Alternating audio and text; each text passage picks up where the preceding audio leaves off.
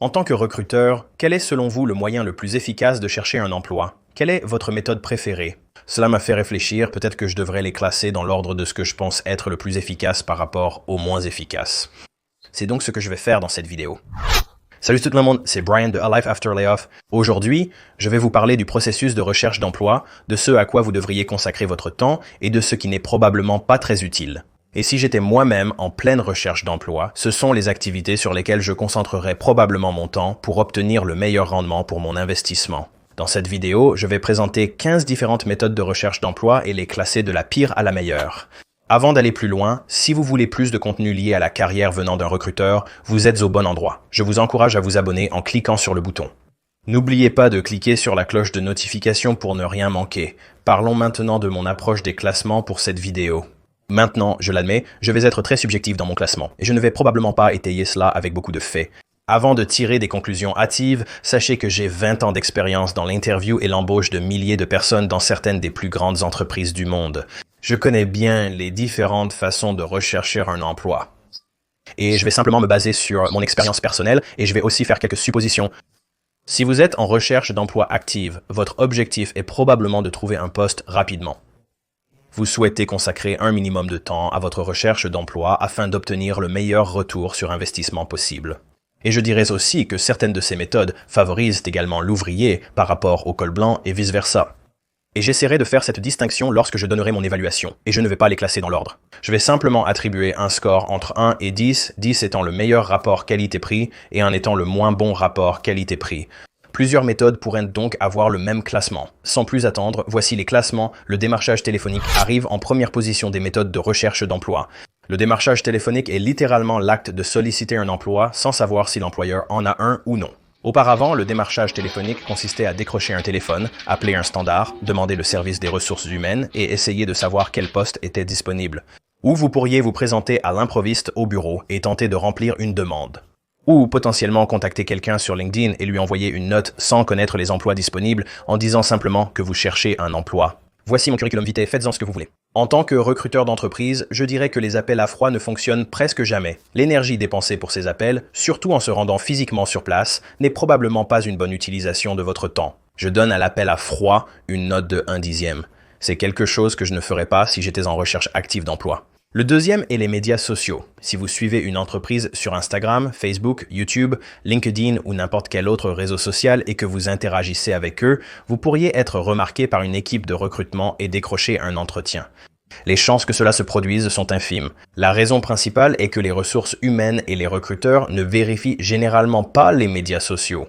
Généralement, ils ne s'en occupent pas. C'est souvent le rôle du marketing. Et c'est particulièrement vrai pour les grandes organisations où ils ne posséderont presque certainement pas ce composant. J'ai vu des équipes marketing posséder des pages LinkedIn d'entreprises car elles y font beaucoup de publicité commerciale. Si vous pensez prendre de l'avance en vous engageant sur de nombreuses publications de produits, cela risque de passer inaperçu auprès des recruteurs. En réalité, je ne crois pas avoir déjà recruté quelqu'un qui était actif sur nos réseaux sociaux suite à une recommandation du service marketing. Peut-être que vous les regardez parce qu'au fond, c'est une forme de démarchage à froid. Les chances que nous ayons un emploi qui vous convienne sont infimes. Alors ne perdez pas votre temps à parcourir et à visiter un tas de pages de médias sociaux pour les entreprises que vous admirez. Il existe de meilleures façons d'attirer les candidats. Pour les réseaux sociaux, je donne un score de 1/10. Ensuite, il y a les salons de l'emploi. Vous les voyez probablement sur votre marché local, notamment via les centres locaux de chômage ou les universités. Souvent, ils seront orientés vers un type de travail spécifique. En général, je pense qu'un salon de l'emploi peut être efficace. J'ai déjà recruté lors de salons de l'emploi par le passé. Mais du point de vue d'un employeur, lorsque vous parcourez un salon de l'emploi, les chances de trouver un candidat très bien qualifié pour les postes que vous pourriez recruter sont assez minces. Les salons de l'emploi sont efficaces pour les emplois ouvriers ou en début de carrière universitaire, surtout s'ils sont organisés par votre école. Ceux-ci valent le coup d'y aller. En tant qu'employeur, nous passons la journée à observer les gens depuis notre stand. Nous pourrions avoir 2 ou 3 postes à pourvoir qui ont un profil similaire. Inévitablement, de nombreux passants s'arrêtent devant votre stand, vous dévisageant et tentant de comprendre ce que vous faites.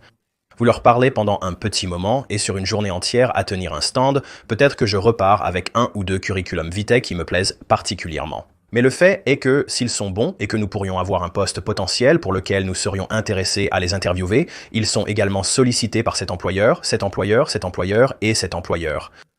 La concurrence est féroce. Et généralement, nous n'obtenons pas beaucoup de retours pour le temps que nous passons à aller au salon de l'emploi. Pour l'employé, c'est un peu comme du lèche-vitrine. Vous allez de stand en stand pour voir si quelque chose vous intéresse vraiment. Ce n'est pas la meilleure façon ciblée de chercher un emploi, donc je vais donner au salon de l'emploi un 2 sur 10. Je pourrais envisager un peu plus pour une spécialité, mais en général, je ne passerai pas beaucoup de temps à un salon de l'emploi.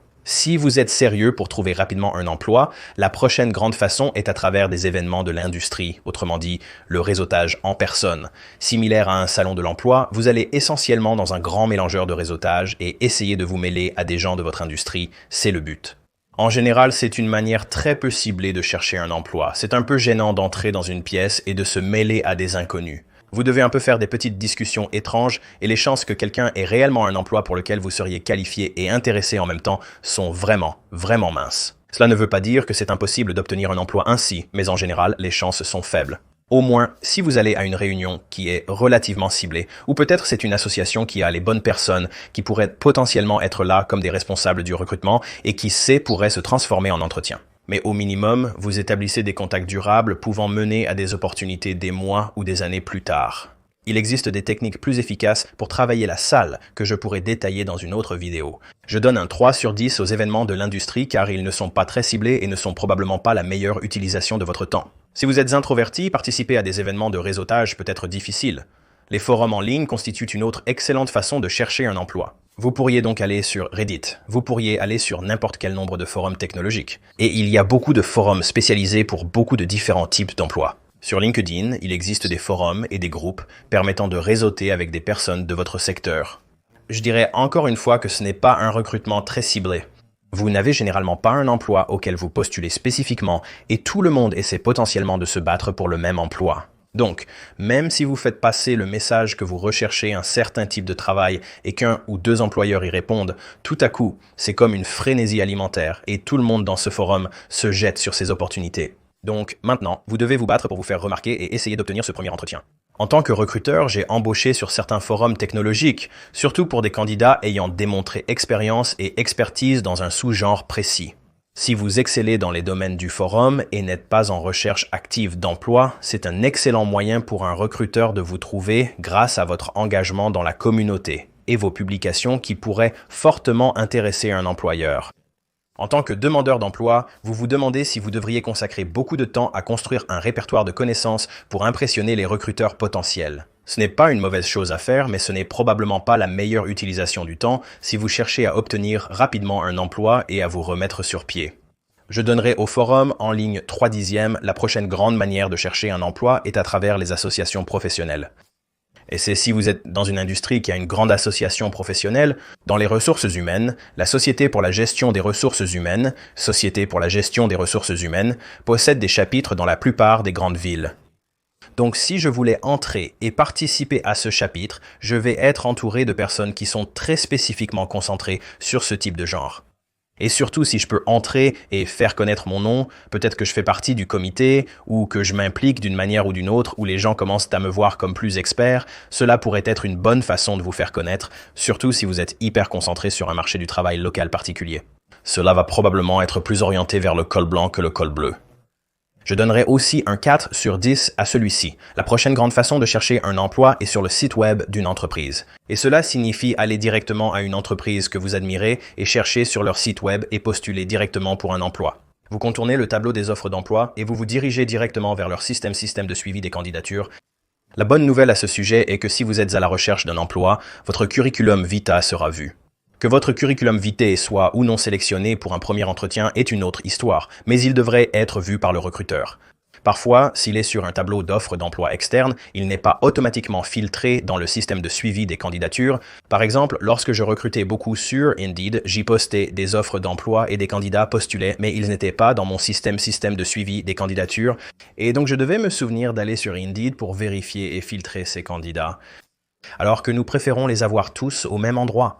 Si vous trouvez une offre d'emploi intéressante sur un site d'emploi, pensez à postuler directement sur le site web de l'entreprise. Votre candidature aura peut-être légèrement plus de chances d'être remarquée. Je donne à cette méthode une note de 5 sur 10. Une autre façon répandue de chercher un emploi est de passer par un chasseur de tête, une agence ou une maison d'emploi. Et essentiellement, c'est une tierce partie qui est contractée par un employeur pour essayer de pourvoir un poste et ils travaillent généralement avec plusieurs employeurs sur plusieurs rôles. Donc si vous postulez à un emploi et que vous travaillez directement avec un chasseur de tête et qu'ils essaient de vous placer dans un poste ou un rôle particulier pour lequel ils recrutent et que vous ne correspondez pas, il y a une chance que ce recruteur ait d'autres emplois. Mais mon expérience personnelle avec les chasseurs de tête est qu'une fois que vous avez été écarté du rôle principal pour lequel il vous considérait ou que l'entreprise vous a rejeté, le chasseur de tête pourrait vous dire « Oui, nous garderons votre curriculum vitae en fichier pour d'autres opportunités ». Il pourrait vous appeler pour quelques autres emplois, mais généralement, cela s'essouffle vite et vous vous retrouvez à nouveau seul dans votre recherche d'emploi. Je ne vous décourage pas d'utiliser une agence, il n'y a aucune raison de ne pas le faire. Cela ne devrait rien vous coûter de le faire, mais je ne mettrai pas toute votre recherche d'emploi sur la responsabilité de quelqu'un d'autre. Vous devez toujours prendre en main votre carrière, agir comme un agent libre et effectuer la plupart des activités de recherche d'emploi par vous-même et les utiliser simplement comme un complément. Je donne un 5 sur 10 aux chasseurs de tête ou aux recruteurs d'agence. Pour clarifier, je n'ai jamais été moi-même un recruteur tiers ou un chasseur de tête. J'ai seulement travaillé comme recruteur interne pour une entreprise. La prochaine grande façon de chercher un emploi est via un site web simple. Si vous ne connaissez pas le concept d'un site web simple, il s'agit essentiellement de créer un site web ou un blog où vous vous positionnez comme expert. Vous pouvez télécharger un portfolio de travail. C'est particulièrement puissant et probablement nécessaire si vous travaillez dans la conception, le design graphique, le motion design, la photographie ou tout autre domaine créatif. Vous voudrez avoir un site web simple. Mais j'ai trouvé que les sites de blog étaient très bénéfiques, car si vous commencez à écrire du contenu et des articles sur le type de travail que vous faites, surtout s'il est relativement niche et qu'il n'y a pas beaucoup de gens qui le font, vous pouvez vous positionner comme un expert et vous pouvez avoir un qui des entreprises qui viennent frapper à votre porte parce que vous diffusez toutes ces informations très ciblées et ils pensent que vous êtes un expert pour commencer. Je donne 5 sur 10 à celui-ci car il faut plus d'efforts pour le mettre en place, même si créer un site de portfolio est étonnamment facile. Je laisserai un lien dans la description de la vidéo sur la marche à suivre, mais ne vous attendez pas à des résultats immédiats. Cela pourrait prendre plus de temps.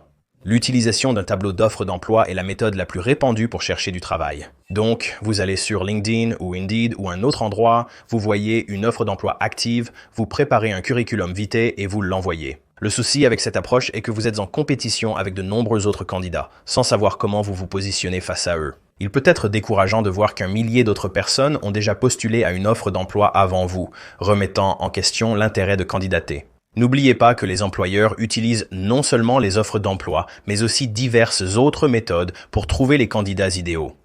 Votre influence est donc potentiellement plus grande que vous ne l'imaginez. Cela ne signifie pas que chaque emploi que je poste reçoit une tonne de candidats, car il y a des emplois où je n'en reçois presque aucun. Si vous êtes un excellent candidat, vous pouvez être repéré rapidement et entamer le processus d'entretien. Cela étant dit, si vous postulez à un emploi qui compte des milliers de personnes, les chances que vous soyez réellement un bon candidat pour mon poste, j'ai trouvé que c'était assez faible. Et je dirais probablement que j'ai seulement pourvu peut-être 5 à 10% de mes emplois grâce à une offre d'emploi active, simplement parce que les candidats qui postulent ne sont tout simplement pas bien alignés sur ce que nous recherchons, ce que le responsable du recrutement recherche. Et j'ai beaucoup d'autres vidéos qui expliquent cela et le décomposent. Consultez mes vidéos d'entretien et de candidature sur ma chaîne. Cela peut être un bon moyen de chercher un emploi. Et probablement que tout le monde qui regarde cette vidéo a été embauché grâce à une offre d'emploi à un moment donné. Je lui donne donc un 6 sur 10. Il faut faire de nombreux efforts en postulant à de multiples postes. Vous devez surmonter de nombreux obstacles, parfois injustes ou chronophages. Et la rémunération n'est généralement pas là, mais il suffit d'une offre pour retrouver un emploi. Donc, ça vaut la peine. La prochaine méthode répandue pour trouver un emploi est le réseautage en ligne. Nous avons déjà évoqué le réseautage en personne, où vous assistez à des événements pour tenter de charmer une salle. Cette méthode est un peu moins intimidante car vous le faites en réalité juste en ligne. Vous le feriez généralement via un site comme LinkedIn. Il existe toute une série d'étiquettes sur la façon de le faire efficacement. Envoyer des demandes de connexion et des courriels non sollicités peut être perçu comme du démarchage téléphonique et ne donnera probablement pas de bons résultats. Vous voulez être beaucoup plus ciblé que cela? J'ai créé un cours de formation complet intitulé Déverrouiller LinkedIn, qui traite ce sujet en détail, entre autres. Mais je pense que le réseautage en ligne ciblé est l'une des méthodes les plus efficaces pour chercher un emploi si vous le faites correctement. Je note celui-ci, 7 sur 10. Une autre bonne façon de chercher un emploi est de répondre à une annonce. Maintenant, c'est un peu différent d'un tableau d'offres d'emploi. Essentiellement, un tableau d'offres d'emploi est une annonce. Mais je parle de si vous conduisez devant un endroit ou un panneau d'affichage et que vous voyez une offre d'aide où nous embauchons, ou si vous conduisez sur la route et que vous voyez un camion passer et qu'ils ont quelque chose à l'arrière de leur camion qui dit qu'ils embauchent. Ces opportunités sont généralement assez bonnes en ce qui concerne le taux de retour ou la quantité d'effort que vous dépensez par rapport au taux de retour que vous obtenez pour votre effort. Tant que vous êtes un bon candidat pour les postes visés. Si vous postulez pour un poste de conducteur de camion commercial driver's license sans avoir le permis commercial driver's license, vous n'obtiendrez probablement pas une réponse positive. Mais si vous êtes convenablement qualifié pour ce type de rôle et que vous voyez une entreprise qui fait activement de la publicité de cette manière, pour moi, c'est un indicateur que cette entreprise a du mal à trouver des personnes pour postuler à ces emplois. Donc, les chances que votre curriculum vitae soit vu sont beaucoup plus élevées dans ces cas-là. Maintenant, je dirais que ceci est beaucoup plus efficace pour les travailleurs manuels que pour les cols blancs. Les grandes entreprises n'affichent généralement pas de panneau « Aide recherchée » sur leur porte d'entrée. Je donne donc à celui-ci une note de 7 sur 10. Une autre excellente façon de trouver un emploi est via des stages ou des programmes coopératifs. Et c'est particulièrement vrai pour vous qui êtes au niveau d'entrée. C'est sans doute le meilleur moyen de décrocher votre premier emploi, surtout sans expérience pertinente dans le secteur. Visez à obtenir ces stages car vous aurez une longueur d'avance sur la concurrence, car peu de personnes en ont. Le plus important, vous aurez un pied dans la porte de cette organisation. Vous connaîtrez probablement déjà le responsable du recrutement et aurez déjà établi une bonne relation avec cet employeur en supposant que votre travail ait été satisfaisant. Ciblez ces stages et réseaux. Je le recommande vivement, 7 sur 10. Une autre façon répandue de chercher un emploi est via des contacts dans le secteur. Cette méthode sera très efficace pour mettre le pied dans la porte, faisant passer le réseautage à un niveau supérieur. Si vous avez travaillé directement avec quelqu'un dans le passé et qu'il est dans le même groupe de pairs que vous, ou encore mieux, s'il y a quelqu'un qui est 1 ou 2 échelons au-dessus de vous et que vous aviez une bonne relation de travail avec lui, peut-être un ancien patron ou un ancien collègue proche qui est allé dans une autre organisation, il pourrait potentiellement vous emmener avec eux. Et je ne peux pas vous dire combien de fois j'ai eu cette expérience. Honnêtement, vous le faites sûrement aussi quand quelqu'un part d'une boîte et que 2 ou 3 personnes de son service le suivent dans sa nouvelle entreprise. Dans l'un de mes postes précédents, la moitié du département a été démantelée 1 an après le départ d'une personne qui a emmené tous ses collègues avec elle. Le bon côté, surtout si un responsable du recrutement part et vous emmène, c'est que vous n'avez pas vraiment à passer par un processus d'entretien approfondi. Vous devez juste passer un entretien de courtoisie pour montrer votre adéquation au poste. Et vous allez probablement obtenir un salaire assez juste parce que, vous n'allez pas partir pour un salaire inférieur et votre ancien patron savait probablement déjà à combien vous étiez rémunéré. Ils vont donc vous agiter une petite carotte pour que cela en vaille la peine. Je donne un 8 sur 10 à celui-ci. Sollicitez vos réseaux actifs et restez proche des personnes influentes dans votre entourage. La deuxième méthode la plus efficace pour trouver un emploi est la recommandation des employés, qui est très puissante et à l'opposé du contexte de l'industrie. Si quelqu'un travaille activement pour un emploi qui vous intéresse, que vous le connaissez, contactez-le et essayez d'obtenir cette recommandation car il recevra probablement une prime et vous entrerez directement dans le processus d'entretien. Et les recommandations des employeurs sont presque toujours préférées à celles externes. Je dirais que le seul autre type de candidat qui obtient une préférence plus élevée qu'une recommandation d'employé est un candidat interne. En tant que chercheur d'emploi externe, vous ne pouvez pas contrôler cela, mais si vous connaissez quelqu'un dans une entreprise et que vous pouvez entrer en tant que recommandation, il vaut la peine de développer ces réseaux pour avoir une longueur d'avance et passer devant la file d'attente. En résumé, je note les recommandations d'employés à 8 sur 10 en termes de validité. Passons maintenant à la dernière méthode importante de recherche d'emploi. C'est mon préféré, car c'est ainsi que la majorité des recruteurs, probablement plus de 80%, comblent leur poste. C'est par le biais du sourcing sortant. Et qu'est-ce que le sourcing sortant? C'est un recruteur qui va sur le marché et essaye de trouver les bons candidats. Il recherche des candidats correspondant exactement au profil recherché par le responsable du recrutement dans ce département. Celui-ci est délicat car on ne peut pas toujours savoir ce que recherche un recruteur. Cependant, vous pouvez vous positionner pour être repéré pour les emplois qui vous intéressent. Le meilleur, c'est que s'ils viennent et vous trouvent, ils vont vous mettre directement en avant et vous n'aurez pas à passer par tout un processus de candidature en espérant que quelqu'un vous remarque. Vous avez déjà été remarqué. Un bon recruteur passe la majeure partie de son temps à parcourir LinkedIn et d'autres sites pour essayer de trouver ses candidats. Si vous attirez l'attention des recruteurs, vous aurez un avantage significatif par rapport aux autres candidats. Donc, je vais noter celui-ci 10 sur 10 et comprendre comment les recruteurs recrutent des gens est absolument la meilleure chose que vous pouvez faire pour votre recherche d'emploi active et de vous rendre découvrable. Voilà donc, si c'était moi et que je voulais organiser ma recherche d'emploi active, je travaille absolument sur ma découvrabilité. Je travaille sur mon jeu LinkedIn et j'essaye de réseauter avec les bonnes personnes. Je contacte tous mes contacts de l'industrie pour réseauter et me faire connaître comme référence d'employeur. Bien sûr, je vais postuler à quelques offres d'emploi car une recherche active nécessite de soumettre sa candidature à certains postes.